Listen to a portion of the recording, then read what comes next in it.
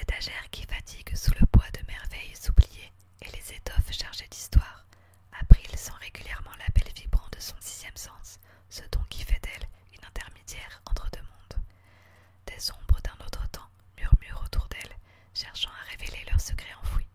C'est comme si sa boutique devenait un portail mystique entre le présent et le passé, un havre où les âmes égarées trouvent un refuge. Seulement parfois, cette clairvoyance lui procure également une sensation étrange, un malaise persistant. Lorsqu'elle effleure certains objets particuliers, une vision surnaturelle la submerge, emportant ses pensées entre le réel et l'invisible. Il est aux alentours de 19h et April Ivanova a passé la journée à faire du tri parmi les bibelots de sa boutique.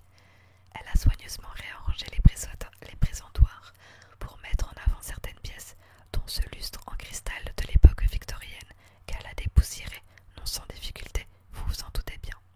Mais c'est ce qu'elle aime faire et elle le fait quotidiennement, depuis près de 4 ans maintenant. Son commerce exhale une ambiance envoûtante dès que l'on y pénètre. Chaque article paraît soigneusement disposé, laissant quelques indices quant à la minutie de la jeune femme. Les étagères en bois patiné par le temps sont alignées avec une précision méticuleuse, chaque chose ayant une place déterminée. La lumière tamisée filtre à travers les vitrines et met en valeur les reflets dorés des objets anciens. L'air est empreint d'une fragrance subtile, mélange de senteurs d'encens et de vieux livres.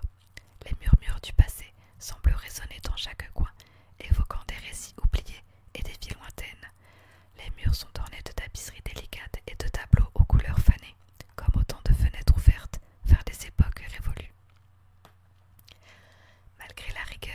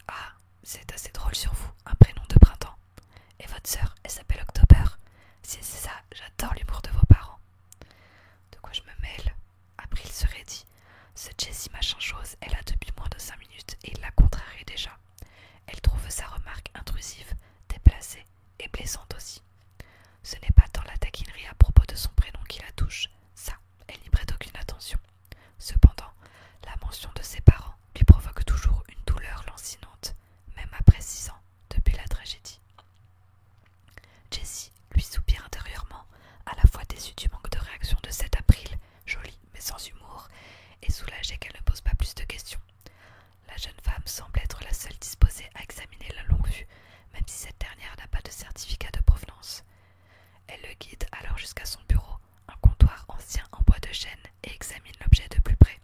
Elle peut déjà affirmer qu'il date au moins de la fin du XVIIe siècle, si ce n'est plus tôt encore.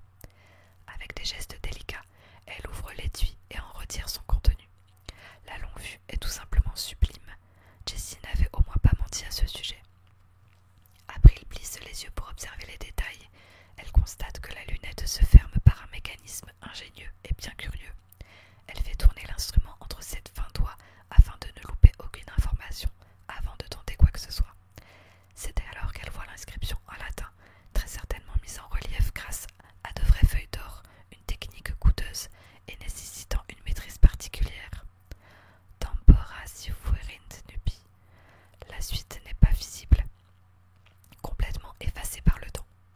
Mais la jeune femme connaît ce vers. Elle poursuit alors dans un latin fluide, bien loin des baragouinements de Jessie lorsqu'il a essayé de le lire pour la première fois. Tempora sufferint nubila solus eris. Si le ciel se couvre, de nuages tu seras seul. Il s'agit d'un vers d'Ovide tiré de son œuvre Les Tristes. Je ne comprends pas tellement ce que ça vient faire là. Jessie ne peut contenir son rire. Il est doux, léger, bien qu'un peu sarcastique. Tout de suite une phrase en latin et que de mystère. Moi, ce qui m'importe, c'est que vous puissiez la vendre. Elle est bloquée. Vous savez comment l'ouvrir? Non, je ne sais pas comment ce truc s'ouvre, et croyez-moi, j'ai essayé. Je pensais que quelqu'un comme vous le saurait mieux que moi. C'est votre job, non? C'est bizarre que vous ne sachiez pas l'ouvrir s'il est dans votre famille depuis 3 générations. Ça, c'était juste pour lui montrer que son histoire ne tenait pas debout. Aïe, tout j'ai coulé le Jessie. Il se pince les lèvres dans un sourire, conscient de sa bêtise. La jeune femme est perspicace. Elle soupire et attrape sur son bureau une loupe qu'elle passe par-dessus l'objet mystérieux. Elle fronce les sourcils, essayant de découvrir comment elle peut actionner cette espèce de levier qui rend le déploiement de la longue vue impossible. Jessie la regarde faire, intriguée par sa minutie. J'ai l'impression qu'il manque une pièce, poursuit April, comme une petite clé en forme de pentagone qui viendrait s'intégrer ici. Vous voyez? Elle rapproche l'instrument de Jessie afin qu'à travers la lentille de la loupe, il puisse voir ce tout petit trou, presque imperceptible à l'œil nu, qui possède 5 côtés. Il se penche vers l'objet et plisse les yeux, éclaircissant sa vue pour voir les détails de la longue vue et découvre qu'en effet, le mécanisme est incomplet. Pentagone, c'est le truc de magie ça, non? Ah non, ça c'est le pentagramme. Qu'est-ce qu'il cachait, dit donc le grand-père? Et si on arrêtait de faire comme si toute cette histoire de grand-père et d'héritage était vraie? Réplique aussitôt April, agacée par son récit à dessous. L'exaspération de la jeune femme est palpable, ce qui pourtant n'affecte pas Jessie outre mesure. Au contraire, ça l'amuse. Oups, je plaide coupable, madame la juge. Il lève une main de l'honneur toujours indéfectible, toujours un indéfectible sourire flanqué aux lèvres. Vous pouvez l'expertiser et la vendre, oui ou non? Je peux l'expertiser, oui, soupire-t-elle face à tant d'immaturité. Et je peux très certainement la vendre, mais je ne sais pas trop si je devrais. Un sourire malicieux se dessine sur sa lippe pulpeuse, mais Jessie ne se laisse pas démonter. Son sourire s'élargit davantage, comme si tout ceci n'était qu'un jeu. Serait-ce une menace? Vous auriez le monopole, j'aurais peut-être, je dis bien eu peur. Mais bon, si vous ne voulez pas, tant pis. Pour votre commission, j'irai voir ailleurs. Jessie improvise, hausse les épaules désinvolte, mais puant le bluff. April, loin d'être dupe, ne peut retenir un sourire en coin, amusé par la situation. Sans certificat, laissez-moi rire. Bon, allons voir. Bon, allez, voyons voir ce que je peux. Avant qu'elle ne puisse finir sa phrase, son regard se fige soudain. Des images d'horreur défilent devant ses yeux. La mort, voilà tout ce que son troisième œil discerne. Ça ne dure que quelques secondes, mais sa vision lui a paru être une éternité. Lorsqu'elle revient à elle, le visage crispé de terreur, la longue vue glisse de ses mains et roule 2 mètres plus loin, sur le parquet. Jessie la regarde contourner le comptoir et ramasser la longue vue du bout des doigts. D'un geste rapide, presque brusque, elle la lui fourre contre son torse. Reprenez ça et décarpissez d'ici. Cette chose est dangereuse. Confus, Jessie se demande ce qui se passe, alors que le métal de la longue vue s'enfonce dans son sternum, lui intimant un très léger mouvement de recul du buste. Ça, il ne l'avait pas vu venir. Comment aurait-il pu? Il regarde la jeune femme aussi hébétée qu'un poisson chinois, celui avec les gros yeux. Ce truc vous a mordu? perdu ou quoi? Ça va pas, qu'est-ce qui vous prend? Partez, je vous dis, et débarrassez-vous de ce maudit truc. Impatience, impatiente. April pose ses mains dans le dos de Jessie pour le raccompagner précipitamment jusqu'à la sortie. Là, elle le fiche dehors et referme la porte derrière lui. Ses mains tremblantes retournent la pancarte, indiquant à présent la fermeture de la boutique. Puis elle éteint les lumières, laissant dehors un Jessie face à son propre reflet.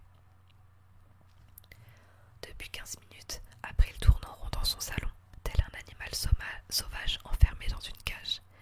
Elle entend encore les cris étranglés de douleur implorant une main tendue qui ne viendra jamais. Elle se souvient des larmes qui se mêlent à la poussière, dessinant des tranchées plus claires sur les joues des survivants. Les espoirs, les rêves et les vies détruites dans un tourbillon de violence. Un haut-le-cœur la prend. Elle se hâte jusqu'à la salle de bain, attrapant ses cheveux avant de se pencher au-dessus de la cuvette des toilettes pour vomir. Le visage encore pâle, elle se lève lentement, puis se dirige jusqu'au lavabo. Ses mains tremblent tandis qu'elle recueille de l'eau dans ses paumes pour se rincer la bouche. Le liquide glisse sur ses lèvres, un mince filet argenté dans la lumière crue. Elle se redresse, s'essuie le menton avec le dos de sa main. Le miroir en face d'elle lui renvoie son propre reflet. Ses yeux verts, habituellement si vifs, sont assombris par la terreur. Elle les fixe intensément, puis inspecte son visage, son cou, son buste. Elle cherche des signes de blessures invisibles, des marques laissées par la vision. April tente de reprendre son souffle, de calmer les battements frénétiques de son cœur. Elle réalise que même si sa salle de bain est un sanctuaire de propreté et d'ordre, elle est incapable de laver l'horreur de sa prémonition. Une prémonition, oui, c'en est une. Elle le sait, aussi sûre qu'elle s'appelle April. La souffrance décelée dans les yeux du petit garçon la hante. Et Lola, pauvre Lola. Plop. Le bruit d'une notification la ramène sur terre. April attache rapidement ses cheveux au burn dans un chignon approximatif, puis retourne jusqu'au salon récupérer son téléphone. @RiriNolan23 a commencé à vous suivre sur Instagram. Dans la barre de recherche, April fait quelques essais. Jessie-Jensen. Jessie.Jensen. Jessie Jensen. Rien. Le jeune homme de tout à l'heure est introuvable. Peut-être que Nina pourrait avoir quelques renseignements. Nina, ça fait combien de temps? Près de 8 ans. Oui, c'est à peu près ça. Juste après le lycée. April n'est plus trop sûre de ce qu'elle est devenue, mais il lui semble que son ancienne camarade travaille dans la police ou quelque chose en rapport avec la lutte contre l'indélinquance. La jeune femme s'installe dans un fauteuil en rotin et s'enfonce doucement dans les coussins vert d'eau, couleur dominante de la décoration de son appartement. Toujours dans les recherches d'Instagram, elle tape le prénom de son amie et la retrouve rapidement dans ses contacts. Que faire? L'appeler directement depuis l'application? Lui écrire? April hésite. Un soupir s'échappe de ses lèvres, un souffle destiné à lui insuffler un peu de courage. Sans plus attendre, elle appuie sur le logo du téléphone. Ça sonne quelques secondes, puis... Allô, April? Salut Nina. Désolée de te déranger si tard, Oh mais t'en fais pas, ça me fait super plaisir d'entendre ta voix. Attends, je m'éloigne un peu pour t'entendre. Hop, ok, c'est bon. Alors, que me vaut l'honneur de ton appel? À travers le combiné, le ton de Nina est enthousiaste. C'est comme si leur dernière conversation remontait à seulement une semaine. April ne peut retenir un doux sourire, mais son cœur se serre. Elle réalise à quel point son ton l'a isolée de ce qu'elle avait de plus précieux, à quel point ses amis lui manquent. Eh bien, je suis désolée de t'appeler pour ça, mais c'est juste qu'aujourd'hui, il y a un type bizarre qui est venu à la boutique. Oui, parce que j'ai une boutique d'antiquités. Enfin bref, je voulais savoir si peut-être tu avais quelques renseignements sur lui. Nerveuse, April se mordit la lèvre et fait tourner autour de son index une mèche de cheveux rebelles qui glisse dans sa nuque. Oh, d'accord, tu as son nom. Oui, il s'appelle Jessie Jensen. Grand, blond, voyou mais canon. Le genre que tu n'as pas envie de faire dormir dans la baignoire. Bien à l'abri derrière l'écran du téléphone, April se pince les lèvres. Elle soupire discrètement, finalement exaspérée de devoir donner raison à son amie. Elle sait pourquoi Nina a choisi ce métier. Elle a toujours eu un faible pour les beaux et mauvais garçons. Mais April n'est pas Nina. Oui,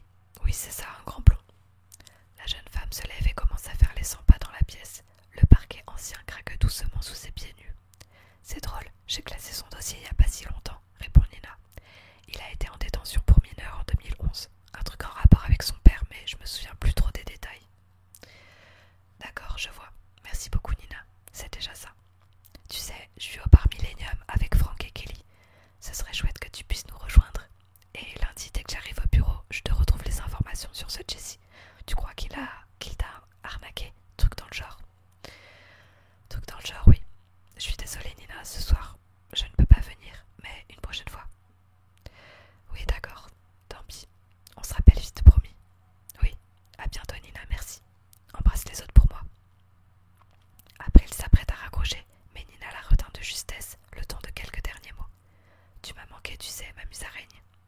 Le rire de Nina est doux et cristallin. Il a un air d'autrefois et emporte avec lui un peu de nostalgie.